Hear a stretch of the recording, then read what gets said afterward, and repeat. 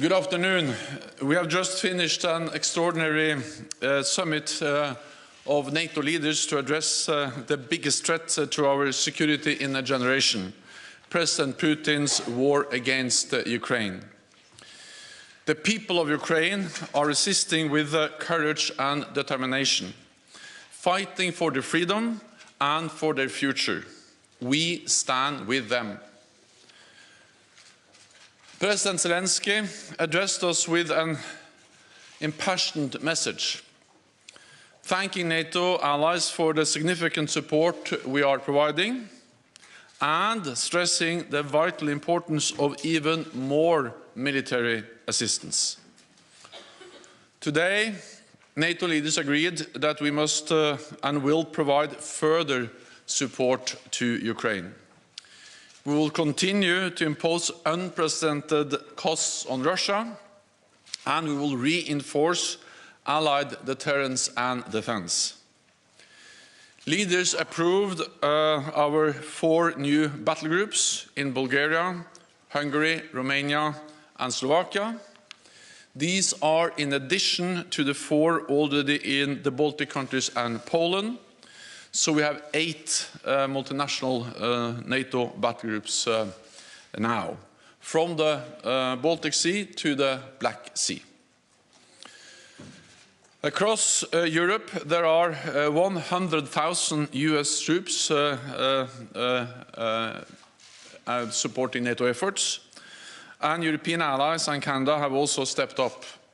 We have 40,000 forces under direct NATO command, mostly in the eastern part of the alliance, backed by major air and naval power, including an unprecedented 5 carrier strike groups from the high north to the Mediterranean. Today, NATO leaders agreed to reset our deterrence and defense for the longer term, to face a new security reality. On land, we will have substantially more forces in the eastern part of the alliance at higher readiness, with more pre-positioned equipment and supplies. In the air, we will deploy more jets and strengthen our integrated air and missile defense. At sea, we will have carrier strike groups, submarines, and significant numbers of combat ships on a persistent basis. We will also strengthen our cyber defenses and enhance our exercises, focusing on collective defense and interoperability. I expect we will decide on the details at our next summit in Madrid in June. Today, Allied leaders also agreed to provide further support to Ukraine, helping to uphold their fundamental right to self-defense. Allies are also equipping Ukraine with significant military supplies, including anti-tank and air defense systems and drones, which are proving highly effective, as well as substantial financial and humanitarian aid. Today, we agreed to do more, including cyber security assistance and equipment to help Ukraine protect against biological, chemical, radiological, and nuclear threats. This could include detection, protection, and medical supplies, as well as training for decontamination and crisis management. We are determined to do all we can to support Ukraine, and I welcome the concrete offers of assistance made by allies today. At the same time, we have a responsibility to ensure the conflict does not escalate further, because this would be even more dangerous and more devastating. Allies agreed that we must also increase our support for other partners at risk from Russia, at risk from Russian threats and interference, including Georgia and Bosnia and Herzegovina. Working together and with the European Union, we must help them uphold their sovereignty and strengthen their resilience. We also addressed Beijing's role in the crisis, Today, Allied leaders called on China to refrain from supporting Russia's war effort. China must not provide economic or military support for the Russian invasion. Instead, Beijing should use its significant influence on Russia and promote an immediate peaceful resolution. Allies also agree that Belarus must stop acting as an accomplice to Putin's invasion. At today's meeting, leaders reaffirmed our strong commitment to NATO's open door policy under Article 10 of the Washington Treaty. NATO enlargement has been an historic success, spreading democracy, freedom and prosperity across Europe. 1 month since the start of Russia's invasion of Ukraine, NATO's security environment has fundamentally changed for the long haul, and we are responding. But security does not come for free, and doing more will cost more. So NATO leaders agreed to redouble efforts to meet the defense investment pledge we made in 2014. Allies will submit additional plans on how to meet the pledge in time for the Madrid summit in June. And I welcome that a number of allies today announced plans for significant increases in defense spending. At this dangerous time, transatlantic unity and solidarity are vital. Europe and North America are standing and will continue to stand strong together in NATO. And with that, I'm ready to take your questions. Okay, CNN. Hi, Mr. Secretary General. Thank you. President Zelensky, in his address to NATO, accused Russia of deploying phosphorus munitions. I'm wondering whether NATO has seen evidence of that and what your response is or would be. And then I'm wondering, did you discuss during this meeting a permanent basing of forces in any of these countries, such as the Baltics, and abandoning the NATO-Russia Founding Act? So we are resetting NATO's deterrence and defense for the long term, with more troops, with more air assets and more maritime capabilities. We have already increased our presence in the East, and today we decided on 4 new battle groups, and the leaders agreed to task our military commanders to provide options for a long-term reset of our presence, our military posture in the eastern part of the alliance and across the whole alliance.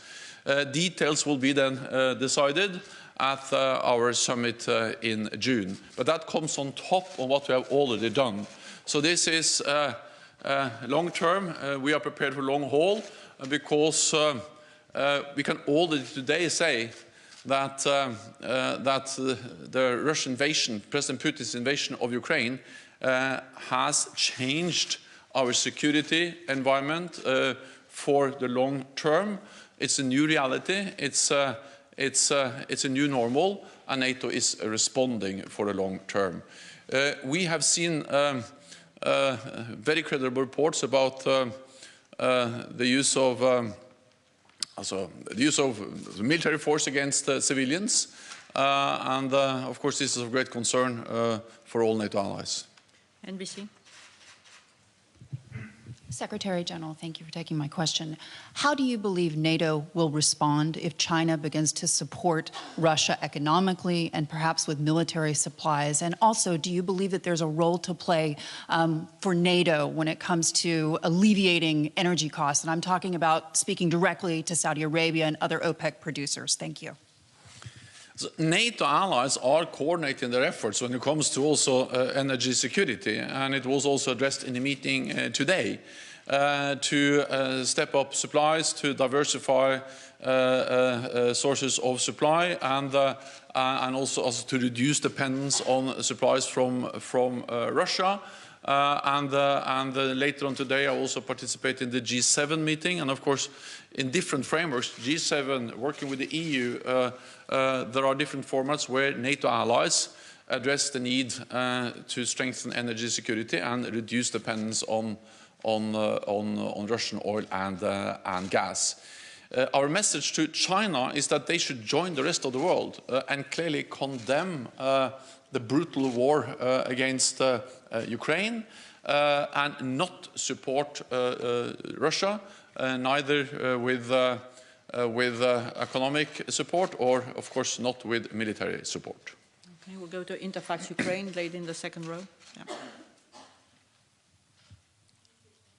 General News Agency Interfax Ukraine.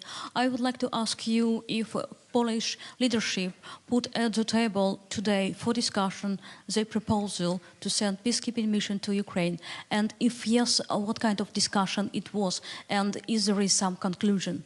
Thank you.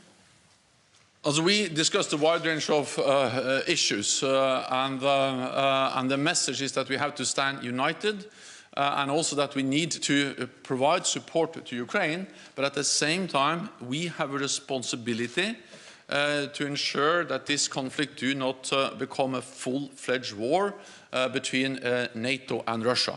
And that's also the reason why allies have made it clear that we will not deploy troops on the ground in Ukraine, because the only way to do that is to be prepared to engage in full conflict with Russian troops. Okay, Financial Times. Thank you very much, Secretary General. Congratulations on your annual extension. You said in the statement that allies agreed to enhance preparedness and readiness for chemical, biological, radiological and nuclear threats. Is that based on credible intelligence that those threats could be imminent? And how does the alliance strengthen its protection against those threats? Thank you. So we are concerned, partly because we see the rhetoric and we see that Russia is trying to create some kind of pretext accusing Ukraine, United States, NATO allies for preparing to use chemical and biological weapons. And we have seen before that this way of accusing others is actually a way to create a pretext for do the same themselves. And of course, the accusations against Ukraine and NATO allies are absolutely false. Any use of chemical weapons will totally change the nature of the conflict. It will be a blatant violation of international law, and it will have widespread consequences and, of course, be extremely dangerous.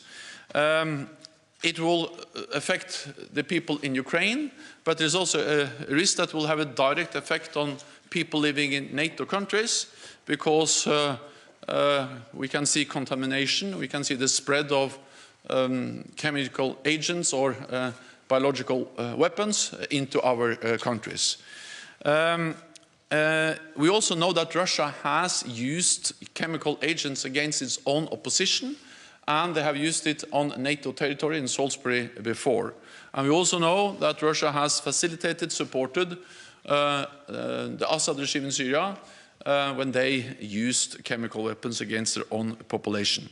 So this just highlights the importance of ending this war immediately, because this is a dangerous situation. And therefore we impose the sanctions, therefore we support Ukraine. Allies agreed to supply equipment to help Ukraine protect against chemical, biological, radiological and nuclear threats.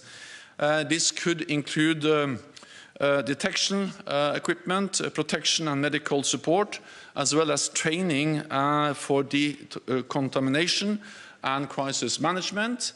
We are also enhancing allies' preparedness and readiness for chemical and biological and nuclear threats.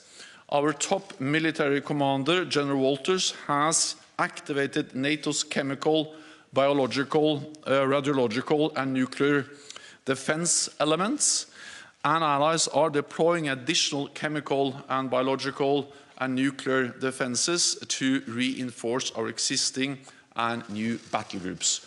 So we are taking measures both to support Ukraine and also to defend ourselves. Okay, we'll go to Al Jazeera. Secretary General James Bays from Al Jazeera. President Zelensky, when he addressed you, recalled the fact he first spoke to you a month ago, and he says he didn't get clear answers. So this time he asked you specifically for 1% of all your tanks, for 1% of all your aircraft, for multi-launch rocket systems, anti-ship weapons and means of air defence. A very specific list. What is your clear answer? We all listened very carefully to President Zelensky, and many of the leaders in the room have had contacts with him over these weeks. I also spoke with him, and the Ukrainian defense minister participated in our defense ministerial meeting last week. We listened carefully, and of course we took note of his very compassionate message to all NATO allies. NATO allies provide significant support to Ukraine. And we provide also lethal weapons, advanced systems, and also systems that help them to shoot down planes and attack battle tanks with anti-tank weapons and many other types of systems, including drones.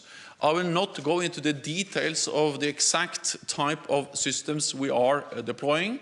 There is close contact between NATO allies and Ukraine. But what I can say is that allies do what they can to support Ukraine with weapons so Ukraine can defend themselves. Self-defense is a right enshrined in the UN Charter. At the same time, we have a responsibility to prevent this conflict from becoming a full-fledged war in Europe involving not only Ukraine and Russia, but NATO allies and Russia. That will be more dangerous and more devastating. And I think we have to be honest about that, and that's exactly what we have been in our meeting today, and also what I say to you in the press conference now. So again, no clear answer.